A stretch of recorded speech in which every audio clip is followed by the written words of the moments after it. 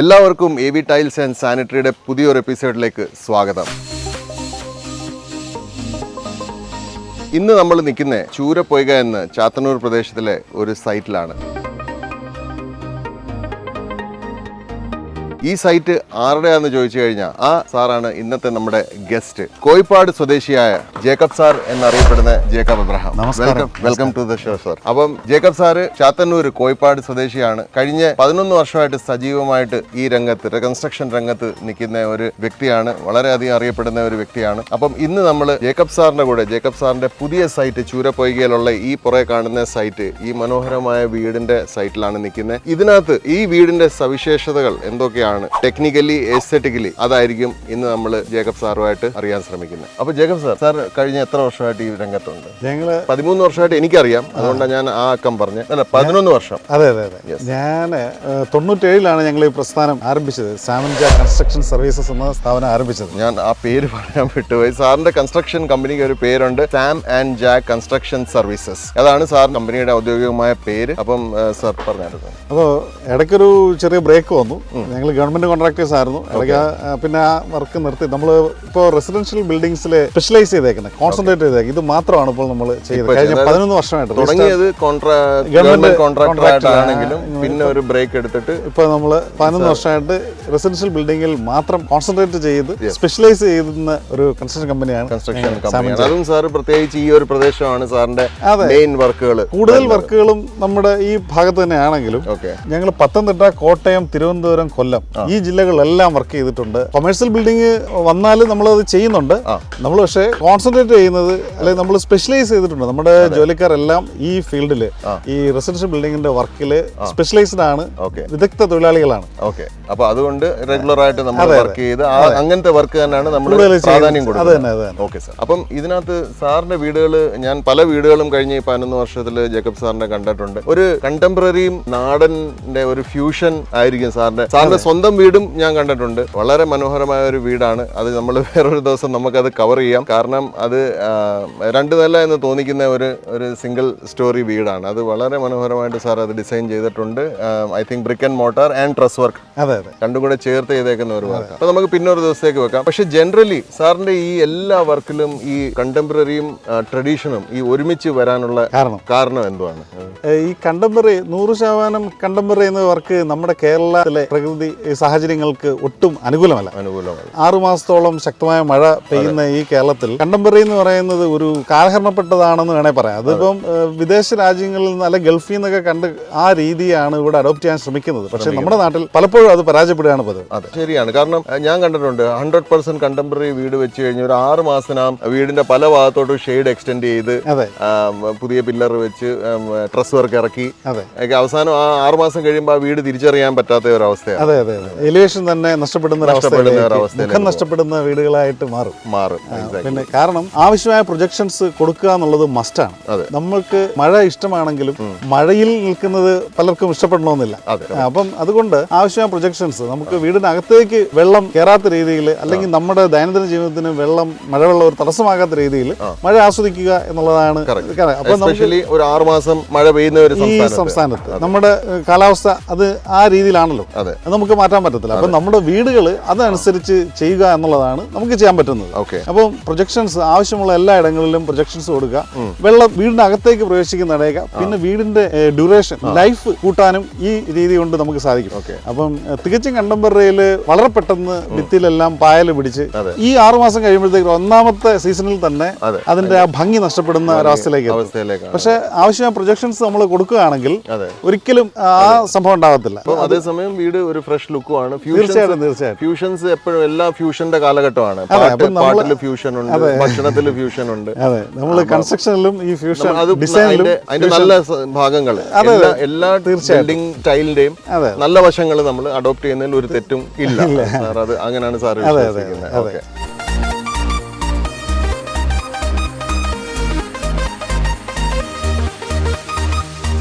Sir ഈ വീട് ഇപ്പൊ നമ്മൾ കാണുമ്പോൾ ഞാൻ ആദ്യം വന്ന് ഇത് വീട് കണ്ടപ്പോൾ തന്നെ എനിക്ക് ഉണ്ടായ മനസ്സിൽ ഇതാണ്, ഇത് താബുക്ക് വെച്ചാണ് കെട്ടിയത്. അപ്പൊ ജനറലി താബുക്ക് വെച്ച് കെട്ടിയ വീടുകൾ എന്ന് വെച്ചാൽ ലോ കോസ്റ്റ് വീടുകൾ, അല്ലെങ്കിൽ അത് തീരെ പണം ഇല്ലാത്തവർ ചെയ്യുന്ന ഒരു വർക്ക്, അങ്ങനെ ഒരു ഇംപ്രഷനാണ് മാർക്കറ്റിലുള്ളത്. അതായത് ചുടുകട്ട വെച്ച് കെട്ടിയില്ലെങ്കിൽ ആ വീട് പോക്ക, അങ്ങനത്തെ ഒരു മൈൻഡ് സെറ്റ് ആണ് മലയാളീസിനുള്ളത്. പക്ഷെ അപ്പം സാറിനെ പോലെ ഒരു എസ്റ്റാബ്ലിഷ്ഡ് കൺസ്ട്രക്ഷൻ ഫേം ഇത് ചെയ്യുമ്പം ഡെഫിനറ്റ്ലി ഇതിനകത്ത് എന്തെങ്കിലും ഒരു എക്സ്പ്ലനേഷൻ കാണും. ഈ താബുക്ക് ഉപയോഗിക്കുന്ന ശരിക്കും അങ്ങനെ വിഷയമുള്ള കേസാണോ? അല്ല, അതിന് പല കാരണങ്ങളുണ്ട്. ഒന്ന്, മികച്ച കട്ട, അതായത് പണ്ട് കിട്ടിക്കൊണ്ടിരുന്ന പോലത്തെ നല്ല ചെളിയിൽ നിന്ന് ഉൽപ്പാദിപ്പിക്കുന്ന നല്ല ഇഷ്ടിക ഇപ്പോൾ നമ്മുടെ നാട്ടിൽ കിട്ടുന്നില്ല. അപ്പം വരുന്ന ഇഷ്ടിക യഥാർത്ഥ ആവശ്യമായ ഗുണനിലവാരം പുലർത്തുന്നില്ല. അതൊരു കാരണമാണ്. അപ്പം നല്ല പ്രോപ്പറായിട്ട് നിർമ്മിച്ച സിമെന്റ് ബ്ലോക്ക്, അതായത് സോളിഡ് സിമെന്റ് ബ്ലോക്ക്, ഹോളോ അല്ല, solid cement block, solid cement ബ്ലോക്കിന് ഈ പറഞ്ഞ compressive strength, minimum compressive strength ഉണ്ടെങ്കിൽ അതൊരിക്കലും അത് നമ്മുടെ വീടിനെ ദോഷകരമായിട്ട് ബാധിക്കത്തില്ല. ഈ കംപ്രസീവ് സ്ട്രെങ്ത്തിന് എന്തെങ്കിലും ഒരു അക്കം ഉണ്ടോ? അതെ. അപ്പൊ നമുക്കൊരു മിനിമം ഒരു 10 ന്യൂട്ടൺ പെർ mm സ്ക്വയർ എന്ന ആ ഒരു ലൈക്ക് 8 to 10 ആണോ അതോ 10+ വേണോ? 8 to 10 അല്ല, 10+, അതാണ് നല്ലത്. 10+ newton metre per mm square ആണ്. mm സ്ക്വയർ കംപ്രസീവ് സ്ട്രെങ്ത് നമുക്ക് അച്ചീവ് ചെയ്യുന്നുണ്ടെങ്കിൽ ആ കട്ട തീർച്ചയായിട്ടും ഉപയോഗിക്കാം. പക്ഷെ പലപ്പോഴും നമ്മുടെ നാട്ടിൽ ഇത് ടെസ്റ്റ് ചെയ്യുന്ന ഉള്ള സാഹചര്യങ്ങൾ കുറവാണ്. എഞ്ചിനീയറിംഗ് കോളേജിലേക്ക് കൊടുത്ത് ടെസ്റ്റ് ചെയ്യിക്കാം. പക്ഷെ എന്നാലും നമ്മൾ ആ നിർമ്മാണ സാഹചര്യങ്ങളും ഫാക്ടറി സന്ദർശിക്കുക, അവർ ചേർക്കുന്ന സിമെന്റിന്റെ ക്വാണ്ടിറ്റി അത് പരിഗണിക്കുകയാണെങ്കിൽ നമുക്കിത് മനസ്സിലാക്കാൻ പറ്റും. കാരണം പലയിടത്തും ഒരു ബാഗ് സിമെന്റിൽ 100 ബ്ലോക്സ് ഉണ്ടാക്കുന്നവരുണ്ട്, ഒരു ബാഗ് സിമെന്റിൽ 45 ഉണ്ടാക്കുന്നവരുണ്ട്. അപ്പൊ ഇത് നമ്മൾ ഐഡന്റിഫൈ ചെയ്യണം. നമുക്ക് സപ്ലൈ ചെയ്യുന്ന ആൾ ഏത് ടൈപ്പ് ആണ്, കാരണം ഇത് ബ്രാൻഡഡ് പ്രൊഡക്റ്റ് അല്ല. അപ്പം ഫാക്ടറീസിന് നമ്മൾക്ക് വിശ്വാസം, ആരാ ചെയ്യുന്ന ആ വ്യക്തിയെ അറിഞ്ഞിരിക്കുക എന്നുള്ളതാണ് പ്രധാനം. അല്ലെ, അപ്പൊ അതാണ് നമ്മളൊരു സ്ഥിരമായി ഈ വർക്ക് ചെയ്യുന്നവരെന്നുള്ള നിലയിൽ നമുക്ക് സ്ഥിരമായ സപ്ലൈസ് ഉണ്ട്. ഈ നിലവാരം പാലിക്കുന്നവരിൽ നിന്ന് മാത്രമേ നമ്മൾ പർച്ചേസ് ചെയ്യുന്നുള്ളൂ. ഇത് വളരെ ഇമ്പോർട്ടന്റ് ഒരു കാര്യമാണ് ഇപ്പം ജേക്കബ് സാർ പറഞ്ഞത്. അതായത് ഇതൊരു ബ്രാൻഡഡ് പ്രൊഡക്റ്റ് അല്ല, പക്ഷെ വീട് നിൽക്കുന്നതും ഈ ബൗണ്ടറി വാൾ നിൽക്കുന്ന എല്ലാം ഈ ബ്ലോക്സിന്റെ പുറത്താണ്. അപ്പൊ ഇത് ബ്രാൻഡഡ് പ്രൊഡക്റ്റ് അല്ലാതുകൊണ്ട് ഇതിനൊരു റെഗുലർ സ്പെക്ക് ഇല്ല. അപ്പൊ ഇത് ആരാണോ ഇത് മാനുഫാക്ചർ ചെയ്യുന്നത്, അവരുടെ ബിസിനസ് എത്തിക്സ് അല്ലെങ്കിൽ അവരുടെ ബിസിനസ്സിനോടുള്ള അവരുടെ കമ്മിറ്റ്മെന്റ്, അതാണ് നമ്മൾ ഇതിനകത്ത് കണക്കിലെടുക്കേണ്ടത്. അവിടാണ് ഈ എസ്റ്റാബ്ലിഷ്ഡ് ബിൽഡേഴ്സ് അല്ലെങ്കിൽ നല്ല ലീനിയേജ് ഉള്ള കോൺട്രാക്ടേഴ്സിന്റെ കൂടെ വർക്ക് ചെയ്യുമ്പം നമുക്ക് കിട്ടുന്ന പല ബെനിഫിറ്റ്സിൽ ഒരു ബെനിഫിറ്റ് ഇതാണ്. അതായത് ഇതുപോലത്തെ അൺബ്രാൻഡഡ് പ്രൊഡക്ട്സ് അവരുടെ ഗ്യാരണ്ടിയിലാണ് അവർ എടുക്കുന്നതും നമുക്ക് അതിന്റെ ഗുണം ഉണ്ടാകും. കാരണം ചുടുകട്ടേക്കാട്ടിലും എന്തായാലും ചീപ്പായിരിക്കും ഇത്. നമുക്ക് ചീപ്പാണ്, പക്ഷെ അറ്റ് ദ സെയിം ടൈം ഇതിനകത്ത് ഒരു കോംപ്രമൈസും ക്വാളിറ്റിയിൽ വരുന്നതുമില്ല. വർക്ക് ഫാസ്റ്റായിട്ട് ചെയ്യാൻ ബ്രിക്കിനെ അപേക്ഷിച്ച്, കമ്പാരിറ്റീവ്ലി ബ്രിക്കിനെ അപേക്ഷിച്ച് ഫാസ്റ്റായിട്ട് ഇതിന് മൂവ് ചെയ്യാം. പ്ലാസ്റ്ററിങ് അങ്ങനെയുള്ള കാര്യങ്ങൾ എളുപ്പമുണ്ട്. പ്രോപ്പർ കറക്റ്റ് ഇതാണെങ്കിൽ, ആ കല്ല് നല്ലതാണെങ്കിൽ വർക്ക് ഫാസ്റ്റായിട്ട് മൂവ് ചെയ്യും. അപ്പം അത് ഒരു ഘടകമാണ്. അപ്പം അതുകൊണ്ട് തന്നെ താരതമ്യേന ബ്രിക്സിനെ അപേക്ഷിച്ച് സിമെന്റ് ബ്ലോക്ക് വർക്കിന് അല്പം ചെലവും കുറഞ്ഞിരിക്കും. എക്സാക്ട്ലി. ഈ വീടിന്റെ ഇത് പറയുകയാണെങ്കിൽ ഇതിന്റെ ബേസിക് ലേ ഔട്ട് എന്താണ്? ഇത് 2 നിലയാണോ? 2 നിലയാണ്. അത് കണ്ടാൽ ലേ ഔട്ട് എങ്ങനെയാണ് ഇതിന്റെ? 2 നിലയുള്ള വീടാണ്. 3 ബെഡ്റൂമാണ് ഇത് ഉൾക്കൊള്ളിച്ചിരിക്കുന്നത്. അവർക്ക് എന്റെ ക്ലയന്റിന് വിശാലമായ ഹാള് വേണം. അങ്ങനെയൊക്കെ ഉള്ള കൺസെപ്റ്റ് ആയതുകൊണ്ട് ലിവിംഗ് ഏരിയ അത് കൂടുതൽ വേണം. അതുകൊണ്ട് ആ രീതിയിലാണ് ഇത് ഡിസൈൻ ചെയ്തിരിക്കുന്നത്. അപ്പോൾ അവർക്കും ഈ ഫ്യൂഷൻ, കണ്ടംപററി ട്രഡീഷണൽ ഫ്യൂഷൻ ആണ് വേണ്ടിയിരുന്നത്. അപ്പോൾ അതുകൊണ്ട് നമ്മൾ ആ രീതിയിലാണ് ഇത് ഡിസൈൻ ചെയ്തിരിക്കുന്നത്. അപ്പോൾ വിശാലമായ ഹാളുകളും ആവശ്യത്തിനുള്ള ബെഡ്റൂം സൈസുകളാണ് കൊടുത്തിരിക്കുന്നത്. അപ്പം ഇലക്ട്രിസിറ്റി ഇതുവരെ ആയിട്ടില്ല. നമുക്കറിയാം വീട് ഇപ്പോഴും കൺസ്ട്രക്ഷൻ സ്റ്റേജിലാണ്. ഈ വീട് കംപ്ലീറ്റ് ആകുമ്പോൾ ഉറപ്പായിട്ടും നമ്മൾ ഇതിന്റെ ഒരു കംപ്ലീഷൻ വീഡിയോ, ഒരു ഫിനിഷ്ഡ് വീഡിയോ, ഫുൾ ഫർണിഷിങ്ങോടെ നമ്മൾ ചെയ്യും. പക്ഷേ ഇന്ന് ഇതിപ്പോൾ കൺസ്ട്രക്ഷൻ സ്റ്റേജ് ആണ്. അകത്ത് ലൈറ്റ് കുറവാണ്. എന്നാലും അകത്തെ കാര്യങ്ങൾ എങ്ങനെയാണ്, അകത്തെ ലേ ഔട്ട്സ് എങ്ങനെയാണ്, നമുക്ക് അകത്തോട്ട് പോയി സാറിന്റെ കൂടെ നോക്കാം.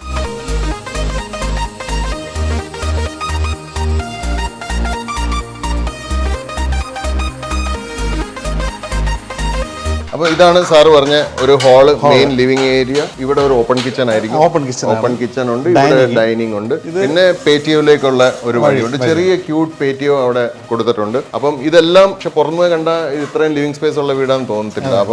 അപ്പൊ ഇത് പക്ഷെ ഇവിടെ താഴെ ഒരു ബെഡ്റൂമേ, 2 bedroom, 2 attach bedroom sufficient. I think very good design. കാരണം ഇത്രയും ലിവിംഗ് ഏരിയയും ഇത്രയും നല്ല ടേണിങ്സും കോണ്ടൂർസും എല്ലാം ഉള്ള ഒരു സ്പേസും. അപ്പൊ സാർ ഇതിനകത്തെ ഒരു പുതിയൊരു പ്രൊഡക്റ്റ് അവിടെ കാണുന്നത്.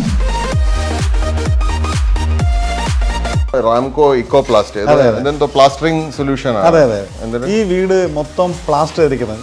മാത്രമല്ല ഞങ്ങളുടെ വർക്ക് മൊത്തം ചെയ്യുന്ന പ്ലാസ്റ്ററിംഗ് വർക്ക് ചെയ്യുന്നത് ഈ റാംകോയുടെ എക്കോപ്ലാസ്റ്റ് എന്ന് പറയുന്ന മെറ്റീരിയൽ ഉപയോഗിച്ചാണ്. റാംകോ ഞാൻ ഇത് കണ്ട സത്യം പറഞ്ഞാൽ ആദ്യമായിട്ട് കാണുമോ ഇങ്ങനെ പ്രൊഡക്റ്റ്.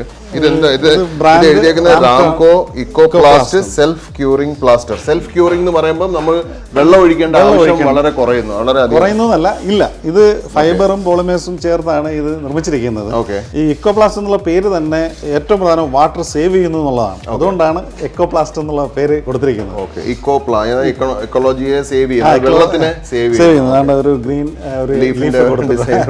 അപ്പൊ അതാണ് എക്കോപ്ലാസ്റ്റ്. സെൽഫ് ക്യൂറിംഗ് പ്ലാസ്റ്റർ ആണ്. അതോടൊപ്പം ഇത് ക്രാക്ക് ഫ്രീ ആണ്.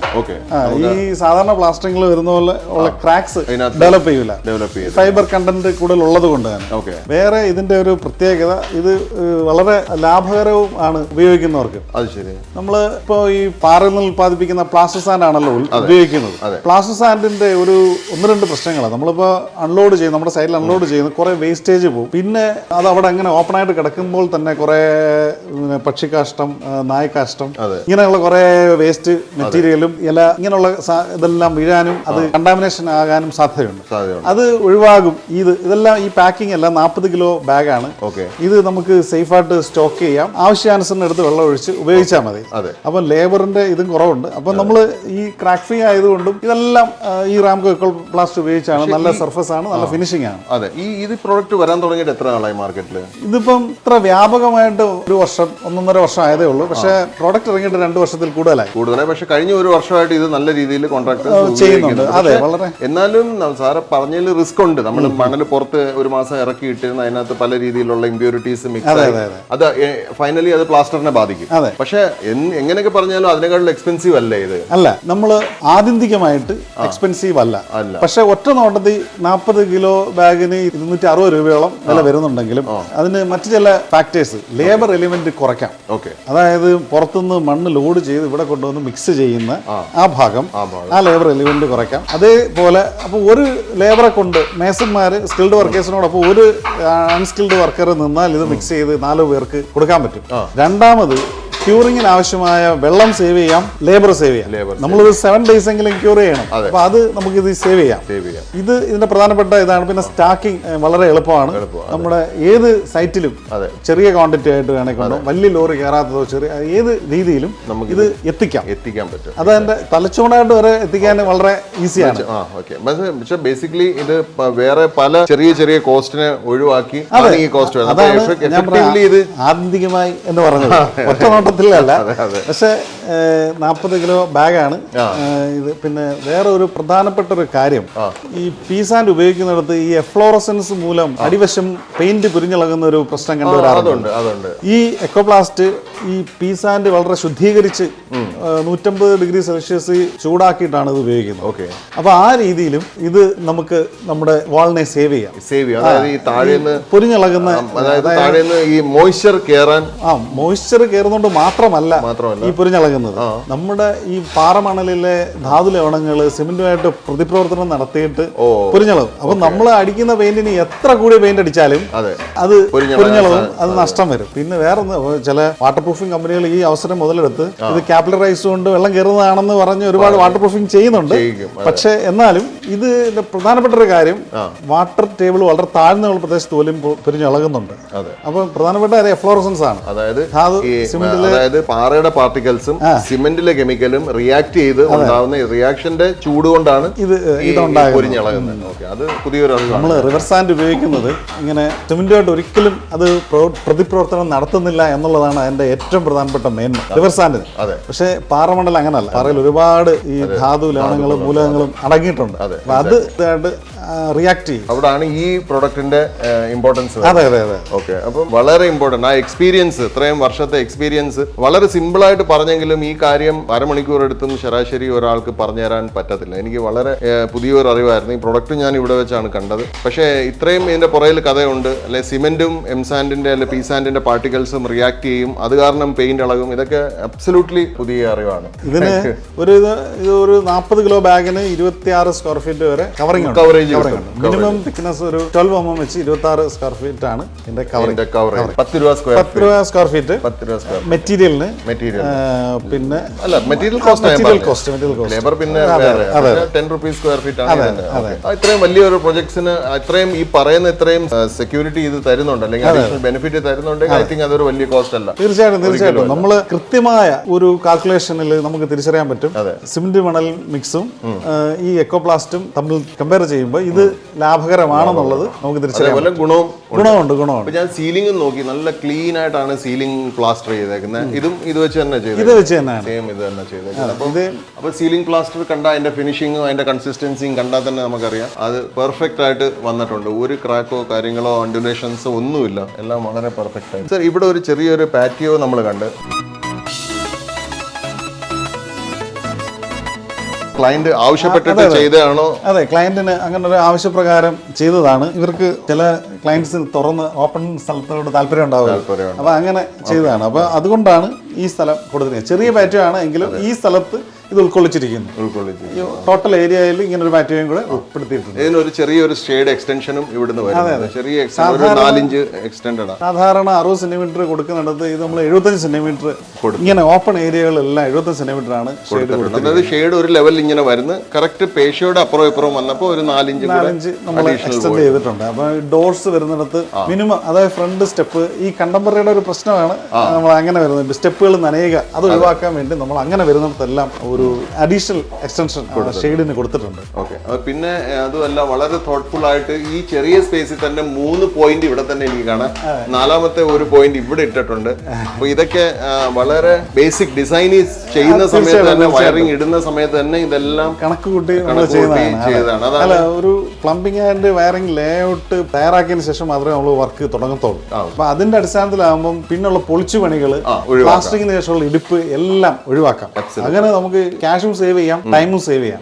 അബ്സല്യൂട്ട്ലി. കാരണം ഇതെനിക്ക് വളരെയധികം ഇഷ്ടപ്പെട്ടു. ഈ ഒരു പോയിന്റ് ഇവിടെ തന്നേക്കുന്ന വളരെ, ഇത് ബീമല്ലേ ശരിക്കും? ഇത് ബീമാണ്. ബീമിനകത്ത് അത് ഇട്ടേക്കും. ബീമിന്റെ മേളില് കട്ടയ്ക്കകത്ത് ഒരു പോയിന്റ് അവിടെയും കൊടുത്തിട്ടുണ്ട്. മേളില് ഫാനുണ്ട്, പിന്നെ ഇവിടെ ഒരെണ്ണം ഉണ്ട്. Okay, really thoughtful. Thank you.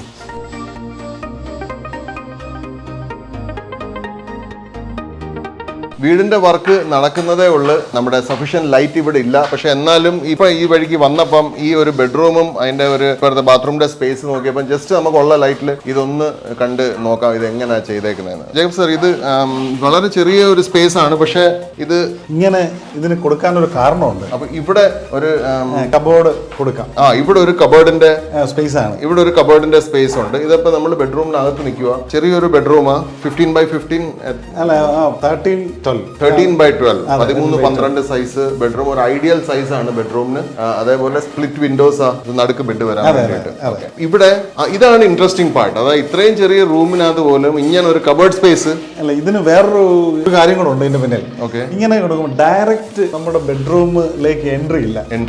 ഒരു പ്രൈവസി, ഈ ബെഡ്റൂമിന് ഒരു പ്രൈവസി കൊടുക്കാൻ വേണ്ടിയാണ് ഈ ഇതൊരു ഡ്രസ്സിംഗിലൂടെ കയറി വന്നത്. അതായത് ഇവിടെ ഒരു കബോർഡ് വന്നു കഴിയുമ്പോൾ ശരിക്കും ഈ സ്പേസ് ഒരു ഫോയറായി മാറും. അതെ, ഇതൊരു കബോർഡ് കം ഫോയർ ആയിട്ട് ഉപയോഗിക്കാം. അത് മാത്രമല്ല, പുറത്തുനിന്ന് ഒരാൾ നോക്കിയാലും ഡോർ തുറന്നു കിടന്നാലും കാണാൻ പറ്റത്തില്ല. അപ്പൊ ഒരു പ്രൈവസി എല്ലാവർക്കും ഇഷ്ടമുള്ള കാര്യമാണ്. മിനിമം പ്രൈവസി, അതിനു വേണ്ടിയാണ് നമ്മളിപ്പോ ഈ രീതിയിൽ ഡിസൈൻ ചെയ്യുന്നത്. ഇത് എല്ലാം ഒരു 4-star ഹോട്ടലിന് മേളിലോട്ട് കാണുന്ന ഒരു ഡിസൈൻ ആണ്, റൂമിന്റെ ഡിസൈൻ ആണ്. ഒരിക്കലും ഡോറിൽ നിന്ന് ബെഡ് ഒരിക്കലും കാണത്തില്ല. സ്റ്റാർ ഹോട്ടലെല്ലാം ഇതേ രീതിയാണ് അവലംബിച്ചിട്ടുള്ളത്. കാരണം എപ്പോഴും അവർക്ക് ഡോറിൽ നിന്ന് നോക്കുമ്പോൾ ഓപ്പൺ സ്പേസേ കാണത്തുള്ളൂ. കട്ടിൽ എപ്പോഴും സൈഡിലായിരിക്കും.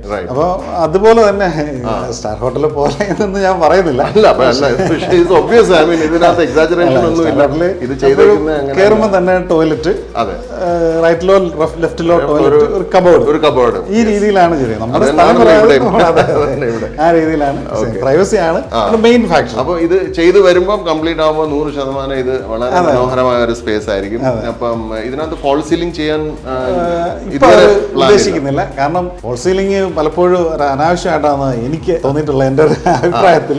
അപ്പൊ പിന്നെ ക്ലയന്റിന് താല്പര്യം ഉണ്ടെങ്കിൽ അത് ചെയ്യാം. പക്ഷെ ടോപ്പ് ലൈറ്റ്സിന് ഭംഗി നമുക്ക് കിട്ടണമെങ്കിൽ നമുക്ക് ശരിക്കും ടോപ്പ് ലൈറ്റ്സിന് കിട്ടണമെങ്കിൽ നമ്മൾ കോൺക്രീറ്റ് തന്നെ, നമ്മളൊരു 11 സെന്റിമീറ്റർ തിക്നെസ് ആണ് കോൺക്രീറ്റിന് കൊടുക്കുന്നത്. അതെ. അപ്പം നമ്മളൊരു 4 മൂലയ്ക്കും നമ്മളൊരു LED-ക്കുള്ളൊരു സംഭവം അല്ലെങ്കിൽ ഇച്ചിരി വലിയൊരു സംഭവം കൊടുക്കുമ്പോൾ ഒരു പൈപ്പ് വെക്കണം. ഒരു അടിവശം തുറന്ന് ഒരു പൈപ്പ്, ഇപ്പോൾ 10 സെന്റിമീറ്റർ ആണെങ്കിൽ അതുപോലെ ഏത് സൈസ് ലൈറ്റ് ആണോ നമ്മൾ വെക്കാൻ ഉദ്ദേശിക്കുന്നത്. അപ്പോൾ ആ സ്ഥലത്ത് കോൺക്രീറ്റിന്റെ ഒരു ബലവും ഒക്കെ കുറയും. പക്ഷേ ഇത് ഡബിൾ സ്റ്റോറി ആണെങ്കിൽ നമുക്ക് അതിന്റെ മേളിൽ അടുത്ത ഫ്ലോർ വരുന്നതുകൊണ്ട് കുഴപ്പമില്ല. ഡബിൾ സ്റ്റോറി അല്ലാത്തടത്ത് ഈ ലൈറ്റിന് വേണ്ടിയുള്ള സ്പേസ് കോൺക്രീറ്റിൽ തന്നെ കൊടുക്കുകയാണെങ്കിൽ അതിന്റെ മേളിലുള്ള ഒരു കോൺക്രീറ്റിന്റെ തിക്നെസ് വളരെ കുറവായിരിക്കും. അത് ഭാവിയിൽ പൊട്ടാനും സ്ട്രെങ്തിന് അത് തന്നെ ചോർച്ചകൾ ഉണ്ടാവാനും ഒക്കെ അത് കാരണമാണ്. എന്നാലും കൊടുക്കുന്നത് അവരുടെ താല്പര്യപ്രകാരം കൊടുക്കുന്നുണ്ട്, നമുക്ക് അതിൽ കുഴപ്പമൊന്നുമില്ല. പക്ഷേ എന്റെ ഒരു പോളിസിയിൽ ഞാനത് ചെയ്യുന്നില്ല. വളരെ അത്യാവശ്യമുള്ള ലൈറ്റുകളാണ് നമ്മൾ കൊടുത്തിരിക്കുന്നത്, വാളിൽ നിന്നുള്ള ലൈറ്റുകൾ. ഇവിടെ നമുക്ക് പ്ലാസ്റ്റർ കാണാം. ഇത് റാംകോയുടെ ഇക്കോപ്ലാസ്റ്റ് വെച്ച് ചെയ്തേക്കുന്നത് വളരെ കൺസിസ്റ്റന്റ് ആണ്. ഇതുവരെ പ്രശ്നമൊന്നുമില്ല, കാണുന്നില്ല. അത് വെച്ച് സാർ എത്ര പ്രൊജക്ട് ചെയ്തിട്ടുണ്ട് ഇതുവരെ? ഇത് ഇപ്പൊ ഈ കഴിഞ്ഞ 1 വർഷമായിട്ട് പൂർത്തിയാക്കിയ ഒരു 6 വീടുകളോളം റാംകോ ഇക്കോപ്ലാസ്റ്റ് തന്നെയാണ് ഉപയോഗിച്ചിട്ടുള്ളത്. വേറെ ഒരു പ്രോഡക്റ്റ് ഈ പീസ് ആൻഡോ അങ്ങനെ ഒന്നും ഉപയോഗിച്ചിട്ടില്ല. ഓക്കെ.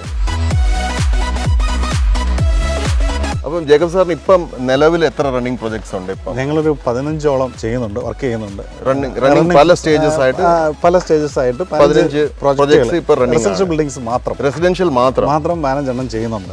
അത് ഈ ചാത്തന്നൂർ പരിസരത്ത്, കൊല്ലത്തുണ്ട്, കരുനാഗപ്പള്ളി, ഇങ്ങനെ പല സ്ഥലത്ത്. അപ്പം ഞാൻ പറഞ്ഞില്ലേ, ഈ 4 ജില്ലകളിൽ നമ്മൾ വർക്ക് ചെയ്തിട്ടുണ്ട്, ഇപ്പോഴും ചെയ്തുകൊണ്ടിരിക്കുന്നുണ്ട്. അപ്പം സാർ ഈ തിരക്കിന്റെ ഇടയിൽ ഞങ്ങൾക്ക് വേണ്ടി ഇത്രയും സമയം കണ്ടെത്തിയ സാറിന് വളരെയധികം നന്ദി. ഈ വീട് കഴിയുമ്പോൾ ഞങ്ങൾ തീർച്ചയായിട്ടും ഇത് വന്ന് ഒന്നുകൂടെ കവർ ചെയ്യും. അതേപോലെ നിങ്ങളുടെ ഈ പ്രോഗ്രാമിലൂടെ എന്നെ പരിചയപ്പെടുത്തിയതിനും വളരെ നന്ദി.